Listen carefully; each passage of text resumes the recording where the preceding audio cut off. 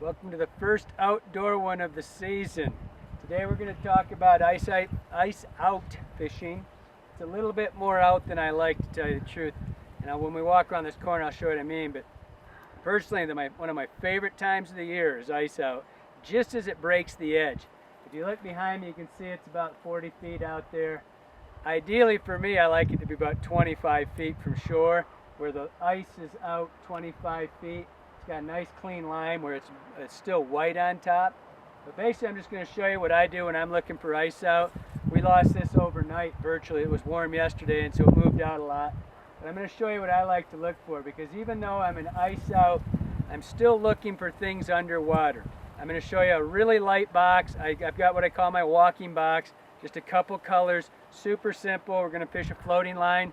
And that's important because usually you're fishing ice out edges, that distance at 20, 30 feet between shore and the ice. There's really no reason to have to fish a big heavy line. Those fish are really ambush oriented, man. They're waiting on a fly to drop off the edge. A lot of people like to use crawfish right then, drop it off the edge, let it sink.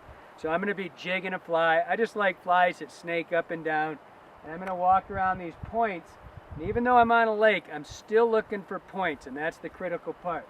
I'm going to jump off here, try not to get wet. We're going to walk to this point, this little island, or this little bay, excuse me, and I'll show you what I'm looking for from there. As you can see, you got to tolerate this ugly background that is our backyard. But what I'm going to talk about real quickly is how light you can do this. And I don't mean tackle-wise, I mean you just don't have to have a lot of stuff. I like to have jiggy flies when I'm fishing ice out, because generally, again, that's a little bit more than I like, but generally you're coming right off the shelves of the ice. Sometimes you'll throw on the ice and let it drop off. So that being the case, I like flies that head dive a little bit, so they get a weighted head. I've got a prototype on here of just a little snaky type fly, but I'll just show you how I do my walking boxes. And this is the same if you're fishing on foot in the river or whatever. So basically I've got a really small box of flies here. That basically all I do, if I'm fishing lakes or if I'm fishing rivers, doesn't matter. I simply have a box with every color I'm going to fish. Colors that I know I'm always drawn to, like black and olives and whites, I might have 2 of. But other than that, it's a super simple little box. I mean, I don't have 24 flies in this box. And that's my walking boxes. That's what I do with ice out. I mean, with ice out, it tends to be almost always, for me, it's a dark color or a full-on bright color. There's not, the mutes don't seem to matter, the tans and stuff like that. For me, it's generally black or pretty bright stuff. Especially when it first comes off. When it first starts, it's like that 20-foot world. It's on the ice and dropping off. Those fish are waiting to ambush. And I'm going to use a floating line because of that, because I'm going to be trying dropping it off of there. I'm going to use a floating line. I got a 9-foot leader, as simple as it can get. Floating line, 9-foot OX leader, got a jiggy fly.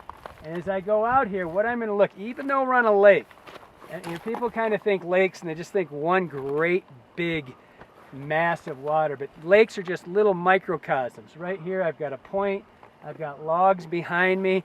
As I walk these, I'm going to follow all these points, and I'm going to be looking for places where fish will ambush, right off the points. So I'm just going to walk here, and I'm always looking for structure. I don't know what it is, but in the spring especially, if there's ice, shore, and there's a log of any sort, or any type of obstruction, excuse me, like a rock or anything like that, a high point, that's where your fish are going to be. I'm going to take this fly, I'm going to drop it, and I'm just going to jig it back and forth. These fish are hungry, so they should take these, pretty quickly if they're going to. On that note, I prefer to be out. It's 3 o'clock in the afternoon. We came out because of the light, but I like that first light, that first 3 hours when there's still, there's still shadow coming across. That's my preferred time to fish it, and then of course right back in the evening. I'm just going to walk around here and see. We're going to hit these structures and see what we can get. So, buddy, that took almost 5 casts. Like I said, they're hungry. They haven't. I mean, they're coming off a long winter, so these fish are pretty ambushy. This little brownie, I think that was my 5th cast. Nice little fish. That's what I'm looking for. Hey, go the other direction there, Spanky. Move it. 5 casts. That's the thing about ice out, man, is that they're pretty hungry. They like that. They're gonna come and get anything they see. Bright day, black fly, shouldn't be working that way. I almost always start with a dark color on the lake like this when it's ice. I don't know why, it's just habit. But again, the first cast I made up into that structure, I fished out here, I made 4 or 5 casts out here, I threw over next to a tree down, and first cast when it hit by the trees, one came and got it.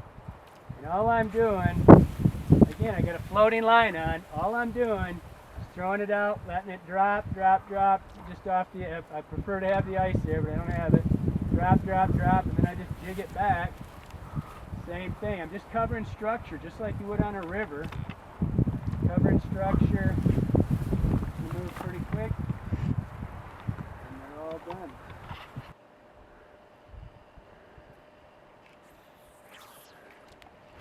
I've had, I think right there, 3, 4 fish in that one little spot right there.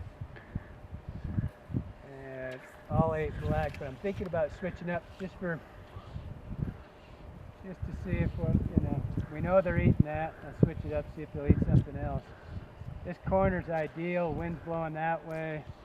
We're pushing food. I'm not as worried about that whole food push in the spring like this as I am looking for places that they're waiting for it. Just sitting waiting to ambush anything. They don't move a lot in the spring. The beauty of this is it's so easy to do, and you don't need a lot of equipment. And the real beauty for me is that you see almost every one of your eats. That's why I like to fish this shallow. That's why the closer the ice is, obviously, generally you're going to shallower water, so you see almost every fish. We've walked around this point. We got that one little brownie. We've probably had 8 or 9 other fish eat it.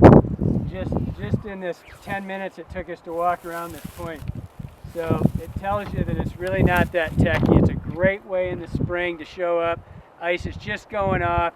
Run out, take a handful of flies, a couple dark, couple light, and just get flies that'll jig up and down, and then just throw it by any structure you see and jig it back. Hope that helps you out. Thanks.